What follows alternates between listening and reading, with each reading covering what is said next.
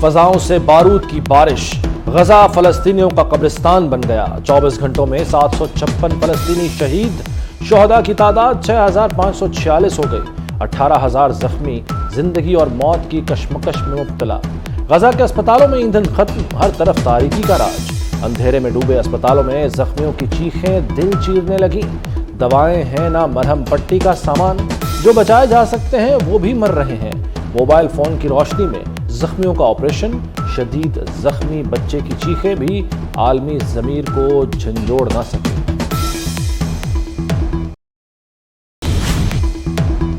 مغرب کی پشت پناہی، اسرائیلی جارحیت بڑھنے لگی۔ بمباری کے ساتھ بھوک کی سخت آزمائش، لوگ قطاریں لگا کر کھانے پینے کی اشیاء کا انتظار کرنے لگے۔ غزہ کے اسپتالوں میں 120 بچوں کی زندگیاں خطرے میں پڑ گئیں۔ اسپتالوں میں 120 نومولود انکیوبیٹر میں ہیں۔ اقوام متحدہ کے مطابق بجلی بند ہوئی تو پھول مرجھا جائیں گے۔ اسرائیل کا کہنا ہے کہ ایندھن ملے گا نہ دریافت، حملے جاری رہیں گے۔ میں نے اس بیٹے کو کھو دیا جس کی پیدائش کے لیے ہم نے 8 سال انتظار کیا تھا۔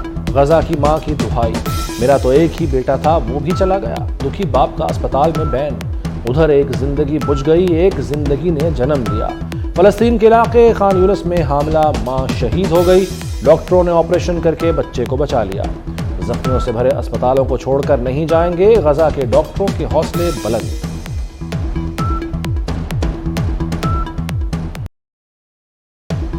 اللہ کی قسم، ہم سب کچھ کھو دیں تو بھی اسرائیل سے سودا نہیں کریں گے۔ تباہ حال غزہ میں، غموں سے نڈھال فلسطینی نوجوان کی اسرائیل کو للکار۔ چیئرمین پیپلز پارٹی بلاول بھٹو کی فلسطین کے سفارت خانے آمد، فلسطینی سفیر احمد جواد امین ربیعی سے ملاقات۔ بلاول بھٹو کا غزہ کی صورتحال پر اظہار تشویش، کہا پاکستان کٹھن وقت میں فلسطینیوں کے ساتھ کھڑا ہے۔ اسپتال پر بمباری نے ثابت کر دیا کہ اسرائیل سیکیورٹی رسک ہے۔ فلسطینی سفیر نے بلاول بھٹو کو فلسطینی مزاحمت کا علامتی رومال پہنایا۔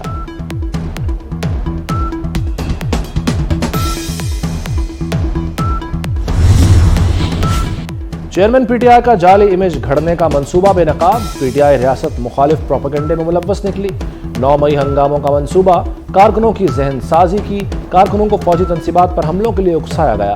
اکاؤنٹ چلانے والوں کو سرکار کے فنڈ سے 40,000 روپے تنخواہ ملتی تھی۔ خیبر پختونخوا کے بجٹ میں 87 کروڑ روپے مختص تھے۔ سوشل میڈیا ٹیموں نے مذموم بیانیہ پھیلایا۔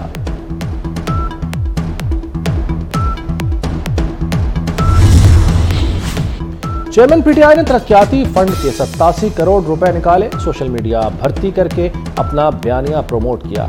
فردوس عاشق عوان نے پی ٹی آئی کی ہنڈیا بیچ چوراہے پھوڑ دی، کہا ریاست اور عوام کے درمیان دراڑیں ڈالنے کے لیے پلاننگ کی گئی، فوج کو بدنام کرنے کے لیے قومی خزانہ استعمال کیا گیا۔ لیگی رہنما عطا اللہ تارڑ کا پی ٹی آئی سے پائی کا حساب لینے کا اعلان۔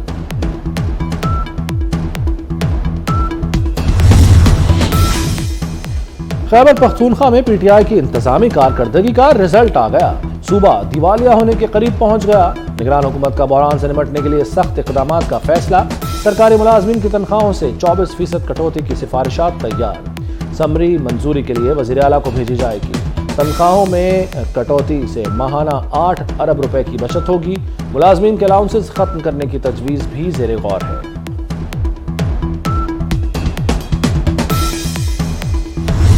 ہم نے تقریباً 100 ہاسپٹلس کے کام شروع کیے ہیں، چھوٹے بڑے ملا کے، ٹی ایچ کیو سے لے کے ٹیچنگ ہاسپٹل تک۔ اس میں سے میجورٹی انشاءاللہ 31 جنوری کی ڈیڈ لائن ہے جو ختم ہو جائیں گے۔ 1600 کلو گرام پر ڈے اور 16 ٹن فرٹیلائزر پر ڈے۔ 10 نومبر کے بعد صرف ڈیٹا نہیں نکالیں گے، ساتھ ان کو بارڈر تک چھوڑ کے بھی آئیں گے۔ پنجاب میں ملک کا پہلا بایو گیس پلانٹ بنے گا، وزیر اعلیٰ محسن نقوی نے سنگ بنیاد رکھ دیا۔ جانوروں کے فضلے سے بایو گیس بنائی جائے گی، یومیہ 1600 کلو گیس کی پیداوار ہوگی۔ گجر کالونی میں بننے والے پلانٹ پر 35 کروڑ روپے لاگت آئے گی، سالانہ 8 کروڑ ریونیو حاصل ہوگا۔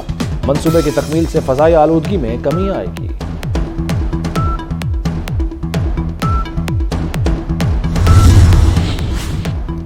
وزیر اعلیٰ کا لاہور سیف سٹی کے تمام کیمرے جلد فعال کرنے کا حکم۔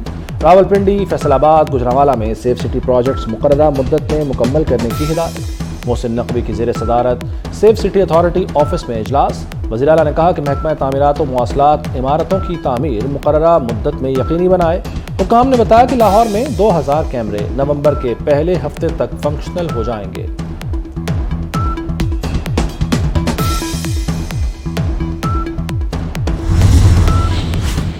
آئی ایم ایف مطمئن ہوگا یا ڈو مور کرے گا؟ 71 کروڑ ڈالر قرض کے لیے آئی ایم ایف سے مذاکرات 2 نومبر کو ہوں گے۔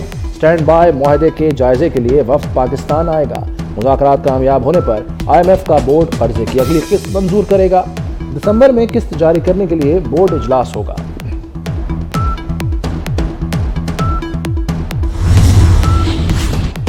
پی آئی اے کے مالی معاملات مزید سنگین ہو گئے۔ 11 روز گزرنے کے باوجود معاملہ حل نہ ہوا۔